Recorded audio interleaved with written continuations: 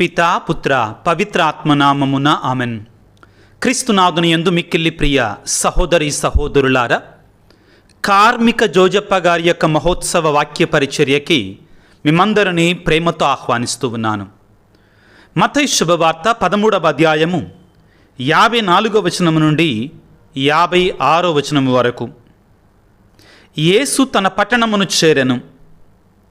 అచట ప్రార్థనా మందిరములో ఉపదేశించుచుండగా ప్రజలు ఆశ్చర్యచకితులై, ఇతనికి ఈ జ్ఞానము, ఈ అద్భుత శక్తి ఎచట నుండి వచ్చినవి అని అనుకొనిరి.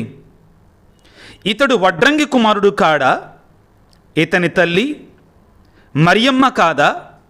యాకోబు, యోసేపు, సీమోను, యోదాలు ఇతని సోదరులు కారా? ఇతని సోదరీమణులు అందరూ మన మధ్య లేరా? అట్లయినా ఇవి అన్నీ అతడు ఎట్లు పొందెను అని ఆయనను తృణీకరించరి. అప్పుడు యేసు వారితో, ప్రవక్త స్వదేశమందును స్వగృహమందును తప్ప మరెందునైనా సన్మానింపబడకపోడు అని పలికెను.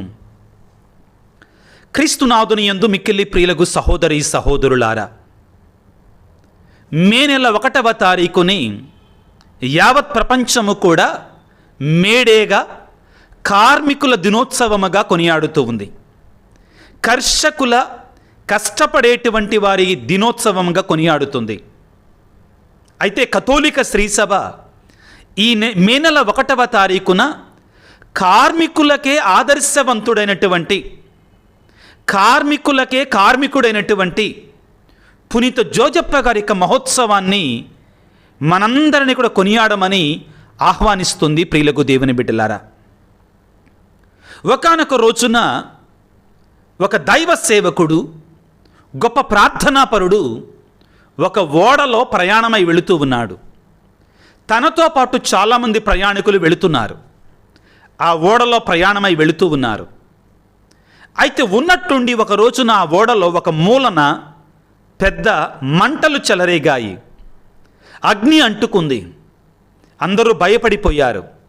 వెంటనే ఆ దైవజనుడు, ఆ ప్రార్థనాపరుడు గురి యొక్క శక్తిని తెలుసుకున్నటువంటి వారిలో కొంతమంది ఆ దైవజనుని దగ్గరికి వచ్చి, అయ్యా, మీరు దేవునికి మొరపెట్టండి, మనందరము కూడా అది ఒక గది ఉంది, ఆ గదిలోనికి వెళ్ళి తలుపులు వేసుకొని ఆ దేవునికి ప్రార్థన చేద్దాం, ఈ మంటల నుండి, ఈ అగ్ని నుండి మనల్ని కాపాడమని ఆ దేవునికి మొరపెట్టి ప్రార్థన చేస్తాం. మీరు ఎన్నో అద్భుతాలు చేశారట మీ యొక్క సువార్త బోధనలో, కాబట్టి రండి, ఆ గదిలోకి వెళ్ళి ప్రార్థన చేద్దాం, దేవుడు మనల్ని ఈ మంటల నుండి కాపాడమని వేడుకుందాం అని చెప్పగానే ఆ దైవజనుడు అన్నాడట, అలా కాదు ఈ సమయంలో మనం చేయాల్సింది. ప్రతి ఒక్కరూ కూడా మీ వద్ద ఉన్న బకెట్లు తీసుకొని నీళ్లను నింపి ఆ మంటలను చల్లార్చటానికి మనందరము కూడా కృషి చేద్దాం రండి అని ఆ దైవజనుడు చెప్పాడట. అదేవిధంగా ఆ మంటలను చల్లారుస్తూనే ఆ దేవునికి మొరపెట్టుకుందాం. ఒకవైపున పని, మరొక వైపున ప్రార్థన, రెండిటినీ కూడా కలిసి చేద్దాం. అప్పుడు తప్పనిసరిగా దేవుడు మన మొరనాలిస్తాడు, ఆ మంటలు చల్లారతాయి అని చెప్పాడట. అదేవిధంగా వారందరూ చేశారట. వారి యొక్క కృషి ఫలితంగా, దేవుని యొక్క సహాయము ఫలితంగా ఆ మంటలని వారు ప్రమాదం లేకుండా చల్లార్చగలిగారు. ఆ తరువాత అక్కడ ఉన్నటువంటి విశ్వాసులు కొంతమంది ఆ దైవజనునికి, ఆ గొప్ప ప్రార్థనాపరుడి దగ్గరికి వచ్చి, అదేంటయ్యా మేము అనుకున్నాం వెంటనే మోకరించి ప్రార్థన చేద్దామంటారేమో అనుకున్నాం, కానీ మీరు ఈ రోజున చూపించిన ఆదర్శం చాలా గొప్పది. ఎందుకంటే ఒకవైపున మంటలను చల్లార్చాల్సిన బాధ్యత మాకు గుర్తు చేశారు అని చెప్పి, ఎందుకని ఇలా చేపించారు అంటే అప్పుడు ఆ దైవజనుడు చెప్పాడట. ఏమిటి అంటే, దేవుడు మనందరికీ కూడా శక్తినిచ్చాడు, మనందరికీ కూడా బలాన్నిచ్చాడు, జ్ఞానాన్నిచ్చాడు.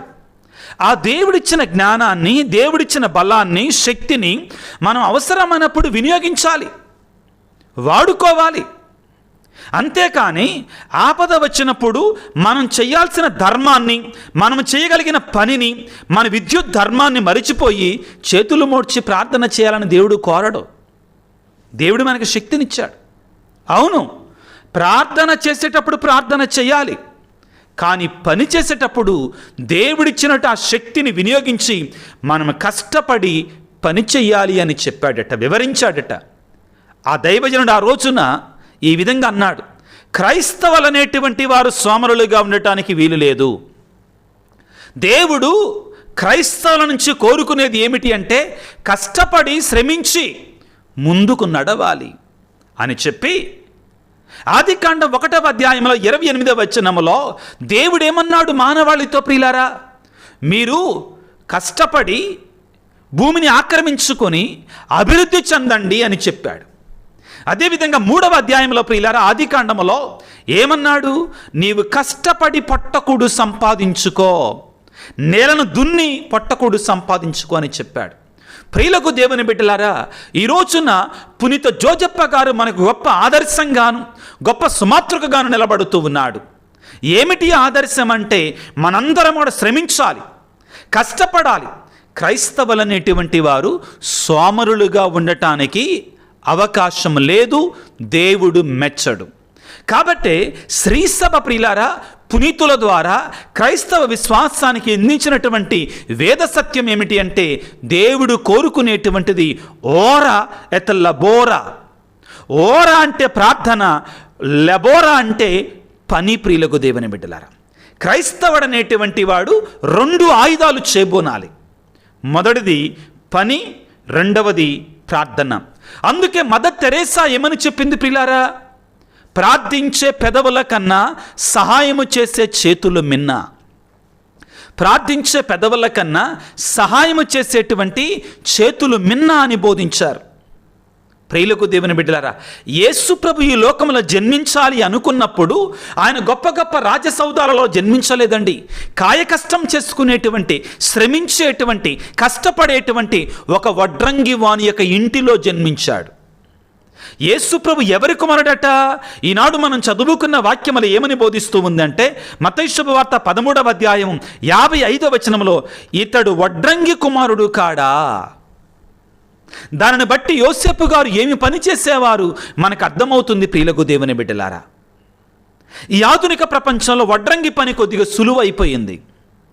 అన్నిటికీ కూడా మెషిన్లు, కటింగ్ మెషిన్లు, చిత్రీ బట్టే మెషిన్లు, నట్లు దించే మెషిన్లు, అదేవిధంగా సాన పట్టే మెషిన్ అన్నీ వచ్చేసినాయండి. కానీ పాతకాలంలో అవన్నీ కూడా వాళ్ళు కాయకష్టముతో శ్రమపడి చేసేవారు పిల్లారా. అటువంటి కష్టజీవి అయినటువంటి, శ్రామికుడైనటువంటి పునీత జోజప్ప గారి యొక్క కుటుంబములో దేవుడు యేసుప్రభు జన్మించాలి అని సంకల్పించాడు.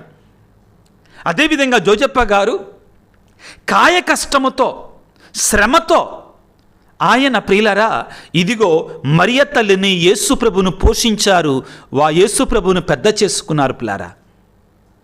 శ్రామికులందరికీ కూడా, కష్టపడేటువంటి వారందరికీ కూడా పునీత జోజప్ప గారు గొప్ప ఆదర్శముగా దేవుడు మనకు ప్రసాదించాడు. బైబిల్ గ్రంథాన్ని ఒకసారి మనం తిరగవేస్తే ప్రియులకు దేవుని బిడ్డలారా, 2వ తెస్సలోనిక ప్రజలకు రాసిన లేఖ, పౌలు తెస్సలోనిక ప్రజలకు రాసిన 2వ లేఖ 3వ అధ్యాయం 10వ వచనంలో పౌలు గారు చాలా కర్రాఖండిగా తెలియజేస్తున్నారు. ఏమని? పని చేయనివాడు తిండికి యోగ్యుడు కాడు. దానికి ముందు కొన్ని వాక్యాలు మనం చదువుకుంటే పౌలు గారు ఏమంటారంటే, మీలో కొందరు పని పాట లేకుండా ఇతరుల వ్యవహారాలలో జోక్యం చేసుకుంటూ సోమరులుగా ఉన్నారని నాకు తెలియవస్తుంది. తెస్సలోనిక ప్రజలకి పౌలు గారు హెచ్చరిక చేస్తున్నారు. ఏమని?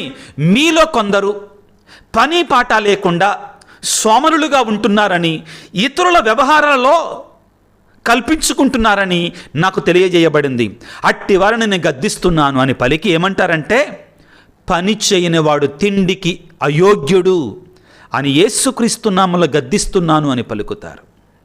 ఆ తరువాత పౌలు గారు పిల్లారా అదే తెస్సలోనిక ప్రజలు రాసిన 2వ లేఖలో 3వ అధ్యాయం 12వ వచనంలో ప్రతి క్రైస్తవుడు కూడా క్రమబద్ధమైన జీవితమును జీవిస్తూ కష్టపడి పని చేయాలని యేసుక్రీస్తు నామములో మేము గద్దిస్తున్నాను అని పలుకుతారు పౌలు గారు తెస్సలోనిక ప్రజలతోటి ప్రియులారా.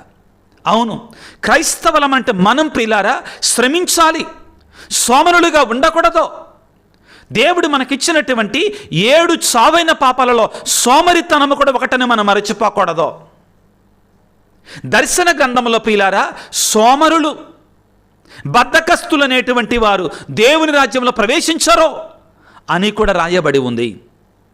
నీవు నేను ఏ విధంగా జీవిస్తున్నాం, నీవు నేను ఏ విధంగా బ్రతుకుతున్నాం, ఆత్మ పరిశీలన చేసుకోవాలి. ఇక్కడ శ్రామికులుగా జీవించటం అంటే, కష్టపడటం అంటే, పని చేయటం అంటే ప్రియులారా, ఒకవేళ మీరు పొలం పని చేసేవాళ్ళైతే ఆ పొలం పనిని చేయటంలో సిగ్గుపడకండి, గౌరవంతో కూడుకున్నట్టు పని అది. ఒకవేళ నువ్వు చదువుకుంటున్నావు అనుకో, అది కూడా పనే, ఏది సులువుగా రాదు. జ్ఞానగ్రంథకర్త అంటాడు, జ్ఞానమును నేర్చుకునవలనన్నా మొదట అది చాలా కష్టతరముగా ఉండును, పరీక్షించును అని చెప్తాడు. కష్టపడి చదువుకో. నువ్వు ఉద్యోగం చేస్తున్నావా, నీ ఉద్యోగానికి న్యాయం చేయి. ఒక టీచర్గా ఉన్నప్పుడు సోమరిగా ఉండకుండా ఆ పిల్లలకి కష్టపడి పాఠాలు చెప్పు, శ్రమించు.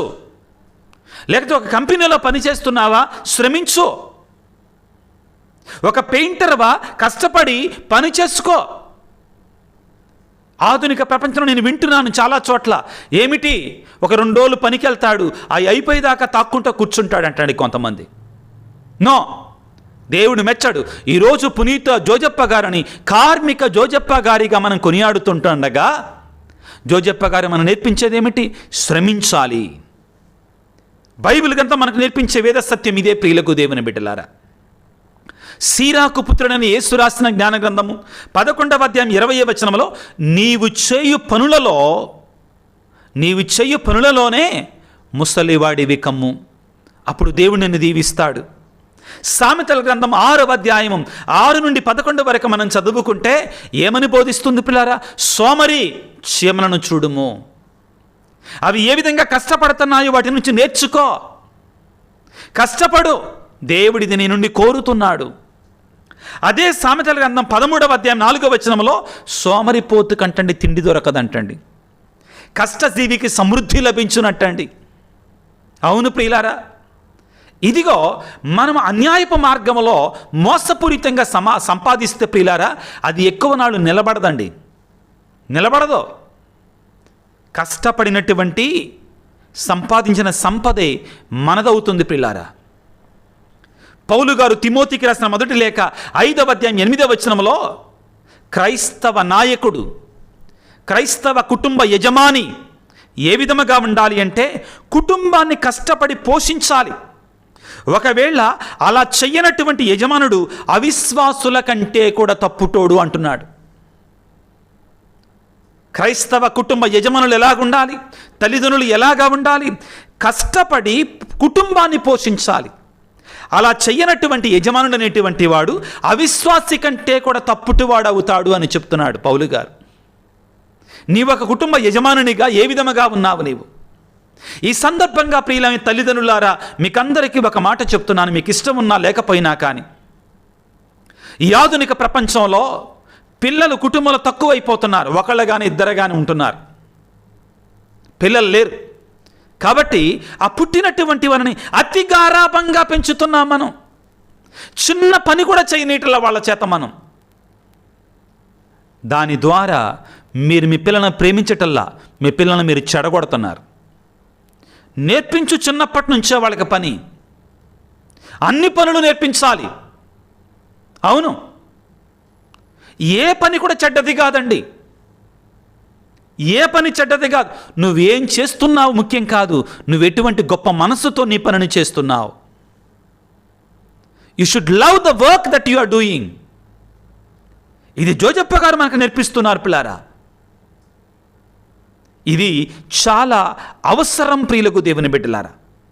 ఈనాడు మనం చదువుకున్న వాక్యముల ప్రియులారా ఏమని చెప్తుంది పునీత జోజప్ప గారి గురించి? ఇతడు వడ్రంగి కుమారుడు కాదా? యోసేపుని ఎవరి కుమారుడు అంటున్నాడు? వడ్రంగి పని చేసేవాడున్నాడుగా జోజప్ప. దీనిని బట్టి మనకు అర్థమయ్యేది, యోసేపు గారు శ్రామికుడు, తన శ్రమను నమ్ముకున్నాడు, దేవుని నమ్ముకున్నాడు. పిల్లారా, మత్తయి శుభవార్త 25వ అధ్యాయం 14వ వచనం నుంచి మనం చదువుకుంటే మనకి ఒక గొప్ప ఉపమానం తారసపడుతుందండి. ఏమిటి ఆ ఉపమానము? ఆ ఉపమానములో ప్రియులారా, యేసుప్రభు ముగ్గురు సేవకులను చూపిస్తున్నాడు, ఒక యజమానుని చూపిస్తున్నాడు. యజమానుడు దూర ప్రాంతానికి వెళుతున్నాడు. వెళుతూ ముగ్గురు సేవకులను పిలిచి, మొదటి వాడికి 5 లక్షల వరహాలు, రెండవ వానికి 2 లక్షల వరహాలు, మూడవ వానికి 1,00,000 వరహాలు ఇచ్చి, నేను వచ్చిన తర్వాత లెక్కలు చూస్తాను, జాగ్రత్తగా సంపాదించండి, కష్టపడండి అని చెప్పాడు. మొదటివాడు కష్టపడ్డాడు, మరొక 5 లక్షలు సంపాదించాడు. యజమానుడు తిరిగి వచ్చినాడు, శబాష్, నీవు చిన్న విషయాలు నమ్మకపాత్రుడివిగా ఉన్నావు కాబట్టి నీకు గొప్ప విషయాలు అప్పగించబడతాయి అని చెప్పేవాడు. రెండవ వాడు కూడా 2 లక్షలకి మరొక 2 లక్షలు కష్టపడి సంపాదించాడు, అభినందించాడు. చిన్న విషయాలలో నువ్వు నమ్మకపాత్రంగా ఉన్నావు కాబట్టి నీకు గొప్ప విషయాలు అప్పగించబడతాయి అని చెప్పాడు. మూడవ వాడు మాత్రం ఏం చేశాడు? ఆ 1,00,000 వరహాలని గొయ్యిదీసి గోతులో పెట్టాడు. అంత మాత్రం కాదండి, యజమానుడు వచ్చిన తర్వాత యజమానుడి దగ్గరికి వచ్చి ఆ 1,00,000 వరహాలే తిరిగి ఇస్తూ, అయ్యా నాకు తెలుసు నువ్వు కఠినుడవని, విత్తని చోట కోయువాడవని, నాటని చోట పంటను సమకూర్చువాడవని, నీవు కఠినుడవని నాకు తెలుసు అన్నాడు. సోమరులకు ఉన్నటువంటి గొప్పతనం ఏంటో తెలుసా? కష్టం ఒక్కటే వాళ్ళు చేయరండి, మిగిలిన నిందలన్నీ కూడా ఇతరుల గురించి మాట్లాడతారు, ఇతరుల గురించి మాట్లాడుతూ ఉంటారు. పౌలు గారు తెస్సలోనిక ప్రజలకు రాసిన లేఖలో అదే అంటారు, మీలో కొంతమంది సోమరులుగా ఉంటూ ఇతరుల విషయాల్లో జోక్యం కలిగించుకుంటున్నారని నాకు తెలియవస్తుంది, అట్టి వారిని ప్రభువు నామమున గద్దిస్తున్నాను అంటున్నాడు. సోమరిపోతుకుండేటి బుద్ధే ఇదండి. వాడు కష్టపడడు, కష్టపడేటువంటి వాడి మీద నిందలు వేస్తాడు. ఆయన అట్టంటగా, ఈయన ఎట్టంటగా, ఆయనకు ఊరికినే వచ్చినాయా? ఇట్లాంటి పోలుసోలు కబుర్లు, పనికిరానటువంటి వెధవ కబుర్లతో కాలం గడుపుతారండి. ఇంకా ఉచితంగా ఫ్రీగా ఏమవుతుందా? ప్రియులారా, ఉచితంగా పొందటం అలవాటు పడ్డటువంటి వాడు ఏనాడు బాగుపడ్డటువంటి దాఖలాలు లేవండి. నిదానంగా వాడి గొయ్యి వాడే తవ్వుకుంటాడు. అయితే ఇక్కడ మీకందరికీ ఒక విషయాన్ని చెప్తున్నానండి. ప్రభుత్వ పరంగా మనకు రావలసినటువంటి హక్కులను మనం సంపాదించుకోవాలి, పోరాడైనా కానీ సంపాదించుకోవాలి, అందులో తప్పు లేదు, దాని గురించి మాట్లాడుతున్నా నేను. కానీ మరీ ఉచితానికి అలవాటు పడతాం, దోచుకోవటం అలవాటు పడటం, లేకపోతే అన్యాయంగా అక్రమంగా సంపాదించేదానికి అలవాటు పడ్డటువంటి వాడు ఎవడైనా కానీ దీర్ఘకాలముగా, దయచేసి ఈ మాట గుర్తుపెట్టుకోండి, దీర్ఘకాలముగా ఎక్కువ రోజుల పాటు, ఎక్కువ సంవత్సరాల పాటు, తరతరాలుగా దీవించబడ్డట్టుగా ఎక్కడక్కడ చరిత్రలో లేదండి. ఇది మనం గుర్తుపెట్టుకుందాం పిల్లారా. ఇదిగో ఆ మూడవ వాడు ప్రియులారా, ఉపమానంలో మత్తయి శుభవార్త 25వ అధ్యాయంలో ఆ తండ్రి ఆ యొక్క యజమానుని దగ్గరికి వచ్చి ఆ 5 లక్షల వరహాలను ఇచ్చి మనల్ని నింద వేస్తున్నాడు. నువ్వు విత్తని చోట కోయువాడు, నాటని చోట పంట సమకూర్చువాడు, నువ్వు కఠినుడవని నాకు తెలుసు అన్నప్పుడు దేవుని స్థానంలో ఉన్న యజమానుడు పలికిన మాట ఏమిటో తెలుసా? ఓరి దుష్ట సేవక, సోమరి అని పలికి వీడిని కాళ్ళు చేతులు కట్టి చీకటి గదిలో వెలుపల పడద్రోయండి అన్నాడు. అక్కడ అగ్ని ఆరదు, పురుగు సావదు. అంటే సోమరులకి రక్షణ లేదు. అదేవిధంగా కష్టపడి సంపాదించినటువంటి వారితో ఏమన్నారు తెలుసా? ఇదిగో మీకు పెద్ద విషయాలు అప్పగించబడతాయి. అవును ప్రియులకు దేవుని బిడ్డలారా, మనం కష్టపడేటువంటి వారముగా ఉండాలి. ఏది ఊరికే రాదండి. ఒక ప్రసంగం మంచిగా రావాలంటే ఊరికే రాదు, అలా బైబిల్ తెరిస్తే రాదండి. కష్టపడాలి, చదువుకోవాలి, నోట్ తీసుకోవాలి, ప్రార్థన చేసుకోవాలి, శ్రమించాలి. అవును ప్రియులకు దేవుని బిడ్డలారా, లోకంలో 2 రకాల మనుషులేనండి ఉంది నా ప్రకారం అయితే. ఎవరు వాళ్ళంటే, కొంతమంది స్వయం పోషకాలైతే కొంతమంది పరపోషకాలు. సైన్స్లో మనం చదువుకుంటాం. స్వయం పోషకాలంటే ఏంటి? వాటంతటా అవే కష్టపడి సంపాదించుకుంటాయి. ఉదాహరణకి స్వయం పోషకాల కింద మొక్కలు వస్తాయండి. అవి వాటంతటా అవి వేర్లతోటి ఆ బలాన్ని గుంజుకొని సూర్యరశ్మితోటి ఆహారాన్ని తయారు చేసుకుంటాయి. పరపోషకాలంటే ఇతరుల మీద ఆధారపడతాం ఇంకెప్పుడు కూడా. ఈ రకం జాతి. దేవుడు మెచ్చాడు. జోజప్ప గారు అది పనికిరాదు అంటున్నారు. ఆయన కూడా పేదవాడే. ప్రియులకు దేవుని బిడ్డలారా, అబ్రహాం లింకన్ గారు పిల్లారా అంత గొప్ప స్థితిలో ఉండి కూడా తన పిల్లవాడు చదువుకుంటున్నటువంటి ఆ స్కూలు టీచర్ గారికి, క్లాస్ టీచర్ గారికి ఒక లేఖ రాశాడు. ఇంటర్నెట్లో ఉంటుందండి, ఇంగ్లీష్లో ఉంటుంది. ఆయన రాసిన మొదటి పటం ఏంటి, ఒక మొదటి వాక్యం ఏంటి తెలుసా? టీచర్ గారండి, మా పిల్లవాడికి నేర్పించండి. ఏమని అంటే, ఉచితంగా వచ్చినటువంటి 1000 రూపాయల కంటే కష్టపడి సంపాదించిన 10 రూపాయలకి విలువ ఎక్కువ, సంతృప్తి ఎక్కువ ఇస్తుంది. మరొకసారి చెప్తాను. ఉచితంగా వచ్చిన 1000 రూపాయల కంటే కూడా కష్టపడి సంపాదించినటువంటి 10 రూపాయలకి విలువ ఎక్కువ, సంతృప్తిని ఎక్కువగా ఇస్తుందని నేర్పించండి నా కుమారునికి. అవును ప్రియులకు దేవుని బిడ్డలారా, మనందరము కూడా ప్రార్థన ఉండాలి, కష్టపడి జీవించటం ఉండాలి. ఇంగ్లీష్లో ఒక సామెత ఉంది, work when you work, work as if everything depends on you. When you pray, pray as if everything depends on God. ప్రార్థించేటప్పుడు అంటండి అంతా దేవుని మీదే ఆధారపడినట్లుగా మనం ప్రార్థన చేయాలి. కష్టపడేటప్పుడు అంతా మన మీద ఆధారపడేట్టుగానే బాగా కాయపు కష్టం చేయాలి. ప్రియులరా, బైబిలులో ఎక్కడైనా కానీ ప్రియులరా కష్టపడాల్సిన అవసరం లేదండి. కష్టపడు, దేవుని మీద ఆధారపడు, రెండూ ఉండాలి. అవును ప్రియులరా. మరొక ఇంగ్లీష్లో ఉన్న సామెత ఏంటో తెలుసా? God appreciates when you work, but God loves when you ప్రే. దేవుడు అంటండి మనం కష్టపడుతుంటే మనం మెచ్చుకుంటాడంటండి, అదేవిధంగా మనం ప్రార్థిస్తుంటే మనం ప్రేమిస్తాడంటండి. రెండూ కావాలి మనకి. అవును ప్రియులకు దేవుని బిడ్డలారా. కాబట్టి పునీత జోజప్ప గారు మనకు నేర్పించే సత్యం ప్రియులారా, శ్రమ, కష్టపడటం. శ్రీసభ కూడా కార్మికుల పక్షాన నిలబడుతుందండి. రేరుం నవారం అనేటువంటి డాక్యుమెంట్ ద్వారా, ఎన్సిక్లికల్ ద్వారా శ్రీసభ కార్మికులను ఎప్పుడూ కూడా సపోర్ట్ చేస్తుంది, అదేవిధంగా కష్టపడే కర్షకుల పక్షాన ఉంటుంది అని తెలియజేసుకుందండి శ్రీసభ. జోజప్ప గారు ఎంత కష్టజీవండి. దేవుడు చెప్పిన ఏ పనినైనా కానీ తూచ తప్పకుండా పాటించటంలో ముందున్నటువంటి వ్యక్తి.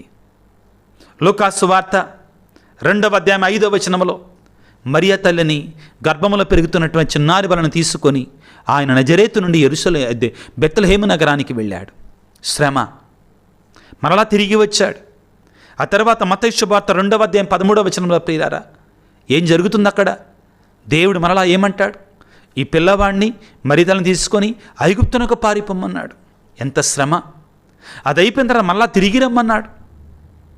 మరోవైపున కుటుంబ పోషణ ప్రియులకు దేవుని బిడ్డలారా గుర్తుపెట్టుకుందాం.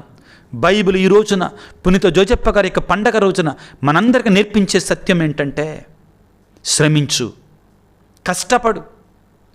ఆధునిక ప్రపంచంలో డాక్టర్లు కూడా చెప్పేది ఇదే, కొంచెం వ్యాయామాన్ని ఇవ్వు, శరీరానికి కూడా వ్యాయామాన్ని ఇవ్వు, అప్పుడే ఆరోగ్యంగా ఉంటావు నీవు. ప్రియులకు దేవుని బిడ్డలారా, కృషితో నాస్తి దుర్భిక్షం. కృషిని బట్టే మనకి ఫలం ఉంటుంది. కష్టే ఫలి. కృషి ఉంటే మనుషులు ఋషులవుతారు, మహాపురుషులు మహాస్త్రీలవుతారు. గులాబీ పువ్వు కూడా ముళ్ళుంటాయి ప్రియులారా, తామర పువ్వు కూడా బురదలోనే పుడుతుంది. నీ జీవితం ఏ విధంగా ఉంది? ఈనాడు పునీత జోజప్ప గారు నన్ను హెచ్చరిస్తున్నారు. ప్రియులారా, కష్టపడేటువంటి వాడికి చెడు చేసే అవకాశం తక్కువ అండి. సోమరిగా ఉండేటువంటి వాడికే చెడు వైపునకు వెళ్ళేటువంటి ప్రమాదం ఎక్కువ ఉందండి. Empty mind is devils workshop. Empty mind is devils workshop. ఎంప్టీగా ఉన్నప్పుడు సాతాను శోధిస్తూ ఉంటాడు. ఈ రోజున పునీత జోజప్ప గారి యొక్క మధ్యస్థ ప్రార్థన ద్వారా ఆ దేవాది దేవుని వేడుకుందాం. మనం కూడా పనిచేసి పరిశ్రమించి ప్రార్థించేటి క్రైస్తవులుగా మార్చమని, ప్రభు తండ్రి అయినటువంటి సాకుడు తండ్రి అయినటువంటి జోజప్ప గారి యొక్క ఆదర్శాన్ని స్వీకరించి కష్టపడి ఉన్న స్థితి నుండి ఉన్నత స్థితికి వెళ్ళేటువంటి కుటుంబాలుగా, బిడ్డలుగా మనందరిని దీవించమని ఆ దేవాది దేవుని తలలో ఉంచి ప్రార్థన చేసుకుందాం. సర్వశక్తిమంతుడా, సర్వోన్నతుడా, ప్రేమగల తండ్రి, కార్మిక జోజప్ప గారి యొక్క మహోత్సవాన్ని కొనియాడుతుండగా మీరిచ్చిన వాక్యాన్ని బట్టి మీకు స్తుతులు, స్తోత్రాలు, వందనాలు. తండ్రి, ఈనాడు పునీత జోజప్ప గారికి ఆదర్శాన్ని అనుసరించి, కార్మిక జోజప్ప గారికి ఆదర్శాన్ని అనుసరించి మేమందరం శ్రమించాలి, కష్టపడాలని మాకు బోధించావు. ఈరోజు ప్రత్యేకంగా ప్రపంచంలోని కార్మికులందరి కొరకే ప్రార్థన చేస్తూ ఉన్నాం. కష్టపడి పనిచేసే రైతుల కొరకై, పొలాలలో పనిచేసేటువంటి వారి కొరకై, సిటీలలో ఎన్నో రకాల శ్రమను చేస్తున్నటువంటి బిడ్డల కొరకే ప్రార్థన చేస్తున్నా. వారందరిని దీవించండి నాయన, వారందరిని ఆశీర్వదించు. అదేవిధంగా వివిధ రకాల ఉద్యోగాల ద్వారా శ్రమపడుతున్న బిడ్డలందరినీ దీవించండి. వారికి ఆ శ్రమలో ఉన్న విలువను తెలియజేయండి, గొప్పతనాన్ని తెలియజేయండి ప్రభుగా. ఆ శ్రమకు కావాల్సిన శక్తిని, జ్ఞానాన్ని, శారీరక బలాన్ని దాయిచేయమని వేడుకొనుచున్నాం. అదేవిధంగా ప్రభు, ఈ రోజున ఈ వాక్య పరిచయలో పాల్గొన్న బిడ్డలందరినీ దీవించమని పునీత జోజప్ప గారికి మధ్యస్థ ప్రార్థన ద్వారా కుటుంబాలన్నింటినీ కూడా దీవించి ఆశ్రయించి కాపాడి నడిపించమని మా ప్రభు అయిన క్రీస్తు ద్వారా వేడుకొనుచున్నాము తండ్రి. ఆమెన్. ప్రభువు మీతో ఉందురుగాక, మీ ఆత్మతో ఉందురుగాక. సర్వశక్తిగల సర్వేశ్వరుడు పిత, పుత్ర, పవిత్రాత్మ మిమ్మందరిని చల్లగా దీవించి ఆశీర్వదించి కాపాడుదురుగాక. God bless you. దేవుడు మిమ్ము దీవించుగాక. ఆమెన్.